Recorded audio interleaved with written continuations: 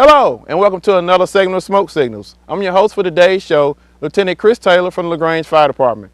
We have two great guests on the show today, and also we have a very special appearance of Smokey the Bear, my good friend. So sit back and relax, because you're about to watch Smoke Signals.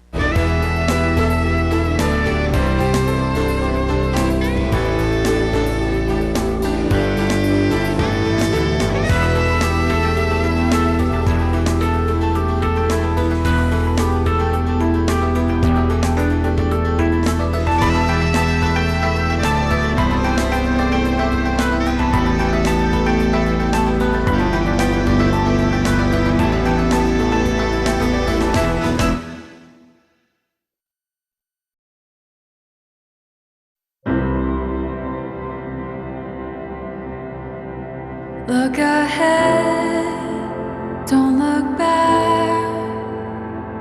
Hold on to hope that leads you through the night.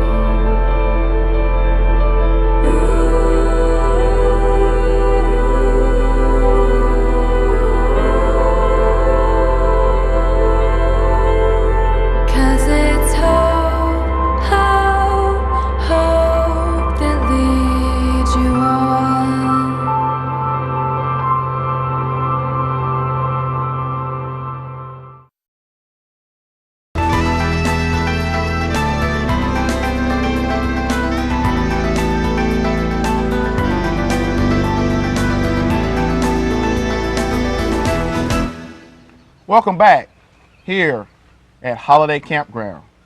Today, my very special guest is Mr. Danny Lane from the American Medical Response. Hello, Mr. Lane, and welcome to the show. How you doing, Lieutenant? It's a pleasure to have you here today, and this is our first time you're actually being on Smoke Signals, so we just want to take this time to thank you for being on our show, and we look forward to possibly having you on the show in the near future. No, thank you. Appreciate you having us out here. All right, so we have quite a few things we want to discuss today. So first of all, if you would just tell us a little bit about yourself and how long have you been with AMR? Sure. Well, my name's Danny. I'm one of the paramedics here that service the Troup County area.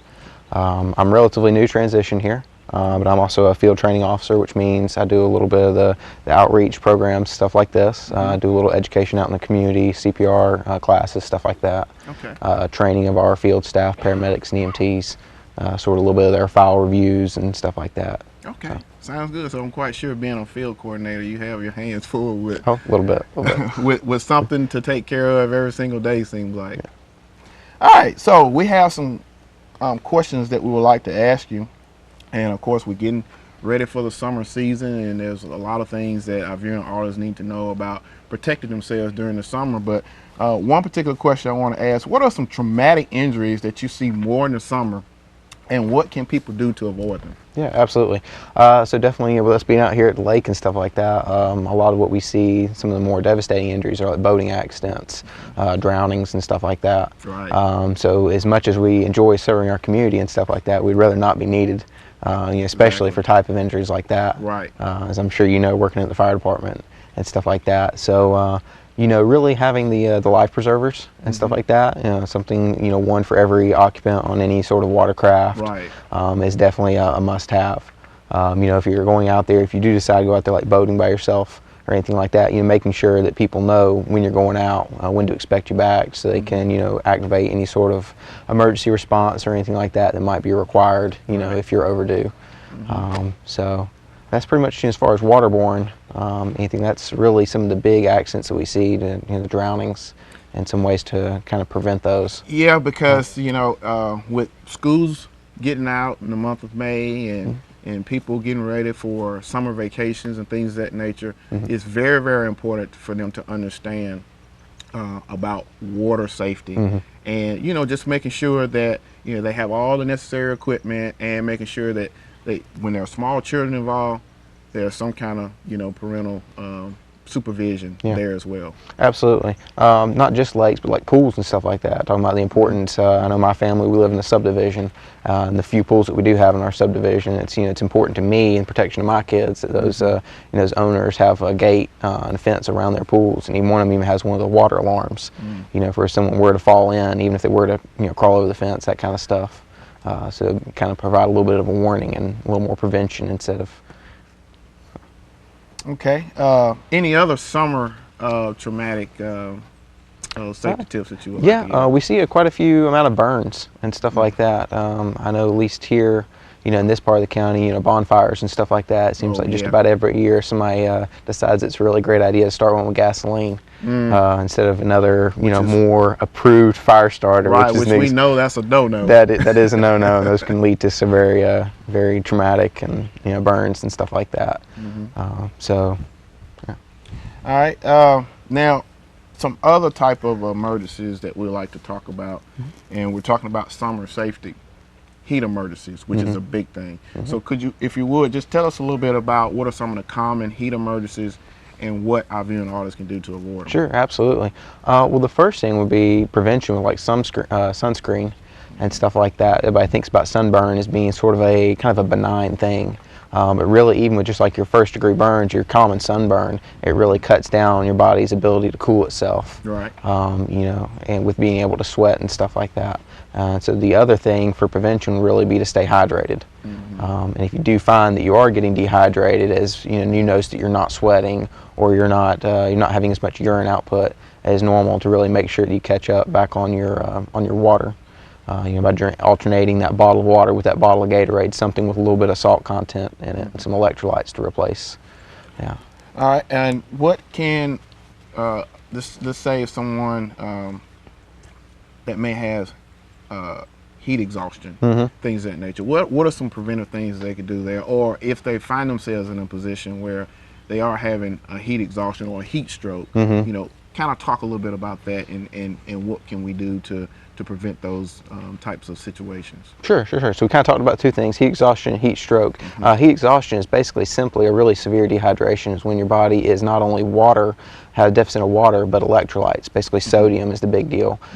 So getting that person out of that environment that is causing them to lose fluids or electrolytes faster than their body can replenish them.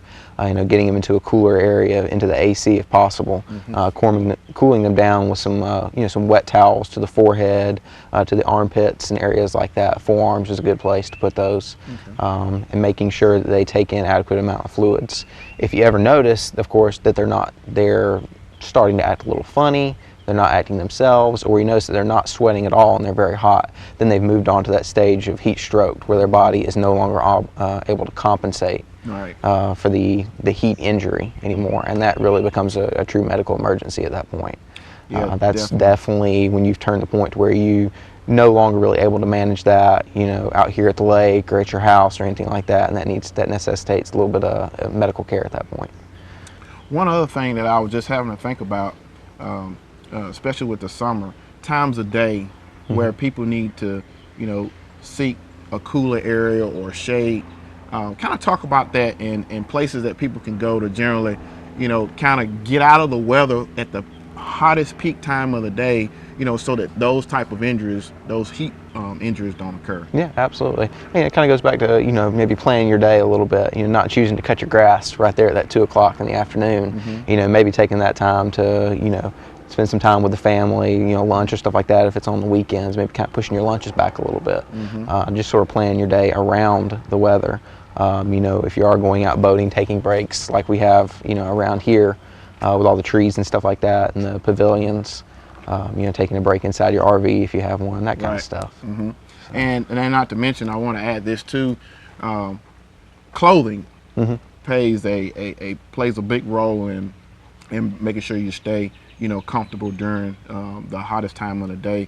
Wearing light clothing is always something that you should take in consideration, and even some type of hat just to keep the heat off your head. So all those things are very, very important, and we appreciate you kind of giving an overview of what our viewing audience need to do as it relates to heat emergencies, especially during the summertime, because we have no idea what our summer is going to be like, but we always need to kind of plan ahead and prepare ourselves, for extreme heat temperatures, and who knows, we could end up with a drought, even though we've had a lot of rain so far. Yes. But we just never know. We always want to be take the precautionary measures as needed.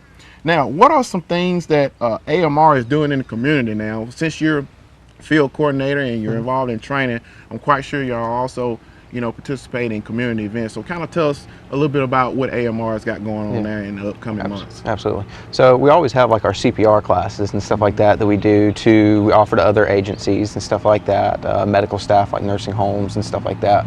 But one of the events that we do annually and we're excited about this year is our CPR World Challenge. Okay. And we've done it in some pretty interesting locations in the past. We've done it at Turner Field during the Braves game. Oh, wow. And it basically is just a raising real awareness for the value and importance of pre-hospital CPR. If you notice that someone is unresponsive and doesn't have a pulse, go ahead and having that bystander, that family member, go ahead and start chest compressions on that person who's unresponsive. And that really is something that's really one of the only things that's shown to increase the possibility of that patient having a positive outcome. And so basically what we do is we go out into these events, we go out in the front of Walmart and other retailers. I believe it's May 18th, I believe is when we're having it this year. Okay. And so we go out and we have mannequins and stuff like that, and we just show people how easy it is to do compressions. And a lot of people don't want to do that full CPR because they see it in the movies where you basically go mouth to mouth with somebody, and they're like, well, if I don't know this person, I don't want to do that. And we say, hey, you don't have to do that. You can do just chest compressions, and it's very simple. There's no counting, there's no remembering ratios or anything like that. And you just do straight chest compressions until someone else gets there to relieve you or take over care. And that's shown in the areas where they have been able to implement that it really increases that patient's likelihood of having a positive outcome. Yes, definitely. As we both know, CPR is one of those things that everybody needs to know how to do, because they never know where they're going to be, where someone is in a situation where they're unresponsive and not breathing.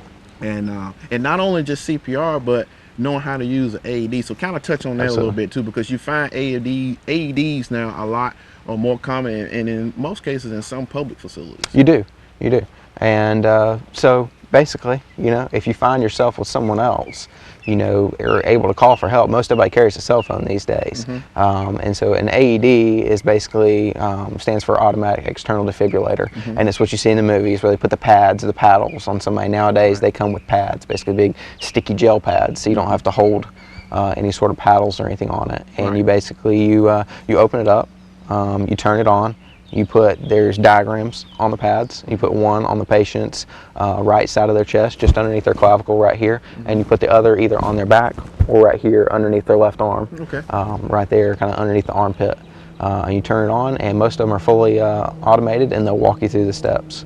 They'll tell you when to not touch the patient, and if you need to shock the patient or not, they'll walk you through that as well. So they're fairly simple to use. That's great stuff, and that's good information that the general public needs to be aware of. Absolutely. Anything else that you would like to add as far as any community involvement that AMR has coming up in the near future? Yeah, we have a couple things in the works, but nothing that I can really talk about yet. Nothing that's been laid down, but a couple things a couple projects that I'm working on. I'm pretty excited about. And not to mention also, with us in the fire department, we'll coordinate with you all, because I'm quite sure there are events that'll be coming up, and we'll definitely be contacting you all to let you all know when those events are coming up too, so you can take part in that as well. All right. Absolutely. All right. Well, thank you again for sharing a wealth of information from AMR, and we'll look forward to seeing you in the near future. And congratulations again for being in our area and being a field coordinator. And we'll continue to work with you. And I'm looking forward to all the other wonderful opportunities we have, especially with the partnership that we have with AMR. Yes, sir. All right. We're going to take a quick commercial break, and when we come back, we'll be back here at Holiday Campground. So stay tuned.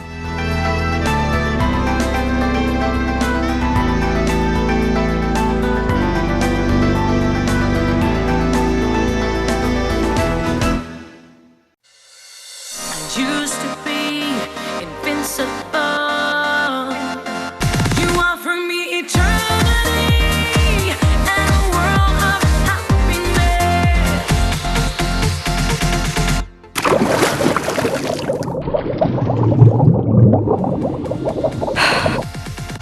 bring me eternity.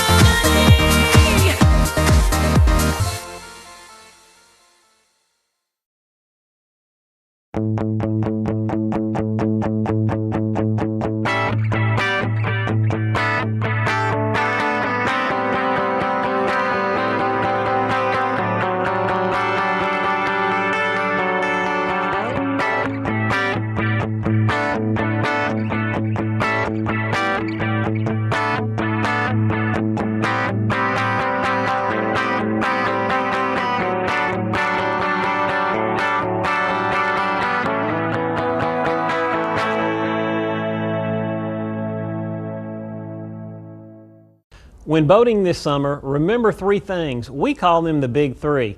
Hi, this is Sergeant Jim Bradfield with DNR Law Enforcement in Troup County. Number 1, wear your life jacket. You can't grab a stowed life jacket if you're ejected during an accident. Number 2, obey and follow navigation rules. On the water, there are rules of the road. Know them and follow them. And number 3, don't drink in boat. A couple of drinks could ruin your life forever. Remember the big 3 and boat safe. Go to gadnrle.org and click on boating for more information.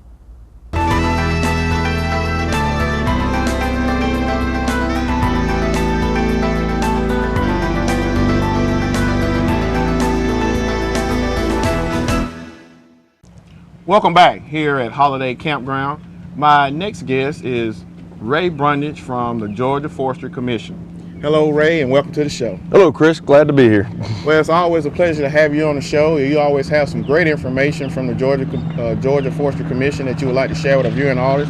But before we get into some of our questions for today, if you could just tell us a little bit about yourself and how long you've been with the Georgia Forestry Commission. I work with the Georgia Forestry Commission Herd Troop Office at 5730 New Franklin Road. Been there for about 14 years. We have our Chief Ranger, Amy Weaver, and 2 brand new wildland firefighters, Colton Sykes and Robert Culp, and myself, and we protect, our main job is to protect the forests of Herd and Troup County. Okay. But we are on call for assignments around the United States. And I'm quite sure that you have had your share of assignments around the United States, and but hopefully you don't have to go out on any major incidents around the country this year, but you just never know, because California always have wildland fires, and of course occasionally we have wildland fires in Georgia as well. Oh yes, we do. We already had one of our young wildland firefighters already went on an assignment to Tennessee, and I believe the Chief Ranger, she's planning on going on one in somewhere in North Carolina here in the future. All right, so we have some wonderful questions that we would like to share today with our viewing audience. And the first one, let's talk about prescribed burns, because I know that's a passion of yours, and that's one of the things that, you know, a lot of times, you know, the general public just not really sure what a prescribed burn is. So if you would just tell us, how would a person have a prescribed burn on their property? The first thing you want to do is consult a forester, and we have foresters on our staff that are professionally trained, went to college. I refer to them as the tree doctors. They would come out to your property and look at your trees, and as we say, it's a prescribed burn. As a doctor, if the trees and the property need it, he would prescribe a controlled burn for that area. Okay. For many different reasons, for tree health, aesthetics, and things of that matter. Okay. Now, as far as the prescribed burn is concerned, now we talk about the Georgia Forestry Commission. Does the Georgia Forestry Commission have people that would, or if I need to have a controlled burn done on my property, how does that happen? Well, the Georgia Forestry Commission has a highly trained wildland firefighters and foresters that are prescribed burn certified and qualified, and they would come out to your property and do a very particular analysis of your terrain and your trees and the surrounding area, because we have to worry about health, safety, smoke, and a lot of things that go along with a prescribed burn. Okay. Once we do a real thorough analyzing of it, we'll find out where we want to put the fire breaks in. We don't want to bother Mother Nature by getting soil erosions and going into creeks and damaging creek beds and things of that nature. And once we get all that analyzed and stuff, we'll go ahead and implement a very precise plan on how to go on doing a prescribed burn. Okay.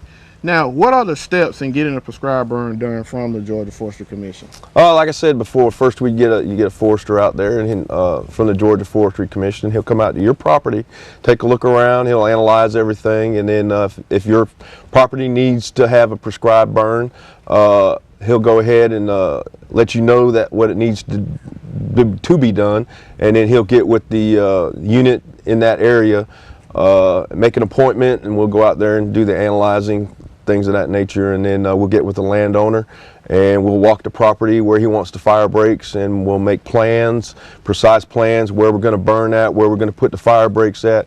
We'll look at the terrain so we won't do any soil erosion. We'll look at the if you have any creeks or stream beds, so we don't do any damage to the water system that's on your property. Okay. And once that's all planned out, we'll go ahead and do a lot of signing and get permission and make sure that's your property, and then we'll implement the plan and bring the tractors out there and equipment, and we'll start implementing your fire breaks. And then we'll have to go to the next phase, is when we want to do the burn itself, which is very, very precise. We have to watch the weather, the winds, the area that you're in, roads, and the surrounding people that are in your area, so we can manage the smoke on where that smoke goes, because smoke can cause a lot of accidents. Yes. When it goes on. Now, I had an opportunity to go out and actually see a prescribed burn that you did recently, and I was very fascinated with it, because that was the first time I actually been to a prescribed burn, on like a property. And one of the things that kind of caught my attention was some of the things that you discussed in that prescribed burn, and you just mentioned it a moment ago about water erosion and things of that nature. You mentioned during that prescribed burn water bars, and kind of tell me a little bit about, or tell our viewing audience a little bit about those water bars and how significant they are. When we implement a fire break on the terrain, we don't want the soil to be going down and erode into the different areas of your property. You want to kind of keep the soil on where it's at. So we implement these what's called water bars. They're little bumps of dirt that's in your fire break, and it slows the water down, it slows the speed of the water, and we have to look at the angle of the terrain, so we know how many feet that we have to put these water bars. And these water bars, when they're implemented, we have foresters to come out there and ensure that they're in the right place and they're inspected and they're doing their job. Okay.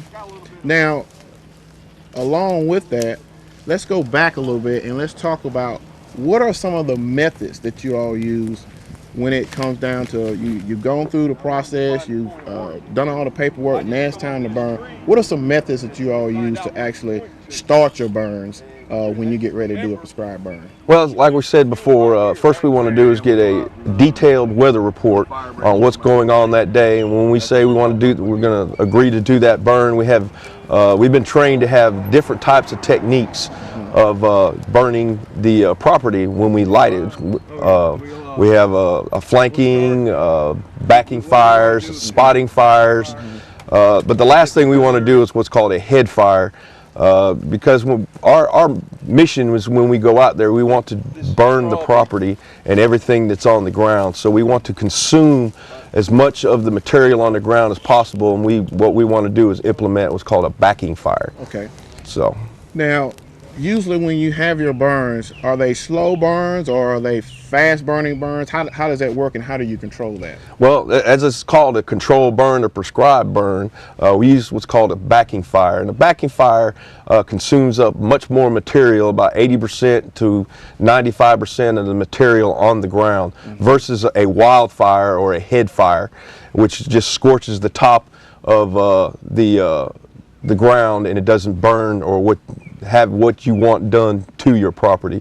And the whole objective of doing a prescribed burn is to consume the hazard or the fuel, is what we call it, on the ground. Okay. Now, what are some benefits of the prescribed burn, and how often should someone do a prescribed burn? A prescribed burn has many benefits. If a forester comes out there and says you need a prescribed burn for the health of your trees, you may have beetles, you may have fungus, or something going on in your area that the fire can take care of by burning it up, consuming the beetle, trees of that nature. And you can do it for aesthetics, take away vegetation, and it also clears out a little bit for the wildlife. There's a few myths. People say it'll get rid of the ticks or whatever, but it doesn't do that. It might go away for that day, but they will be back. They will be back. Huh? Okay, so we've talked about a lot of great information concerning prescribed burns, why it's important to have Georgia Forestry to come out and check those burns, the process and the technique used in those burns, and all those things that are important so that the burn is very successful and that the property owner is pleased with how the burn has taken place, and then we talked about the benefits and how often those burns should be done. Now, since we're talking about burns, we got another topic we want to discuss, and that is burn ban. And of course, the burn ban is in May. And so kind of tell us a little bit about why there is a burn ban and what are the dates the burn ban is in place. Well, the burn ban is implemented by our state Environmental Protection Division, and we assist them in enforcing it. It's from the 1st of May to the 1st of October, and it's for the air quality of what we call the Atlanta area and the LaGrange area. We have over 65,000 plus people, and there's a lot of smoke in the air. In the summertime, the air gets a little bit more thick, and when the smoke, with the humidity and everything, when the smoke gets in the air, it degrades the air.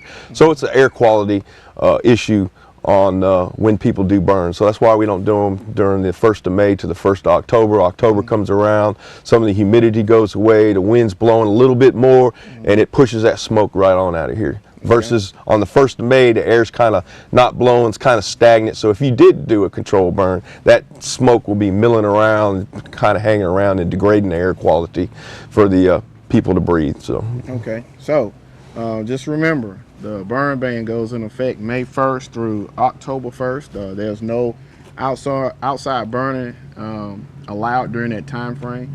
We want to thank you again for sharing that wealth of information. We're going to take another commercial break, and we'll be back here at Holiday Campground.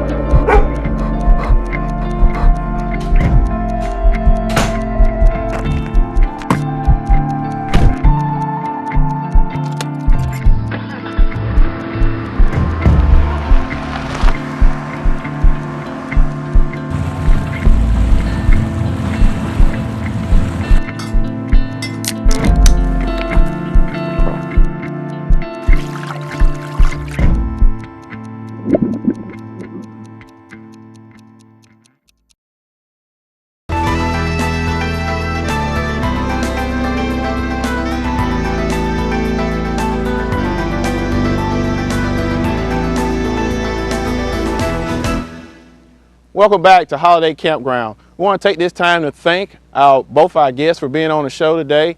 I hope the information that you received have been very beneficial to you. And also, we'd like to take this time to welcome also another guest appearance of Smokey the Bear. And we want to thank you again for watching another segment of Smoke Signals. Until next time. Only you can prevent wildfires.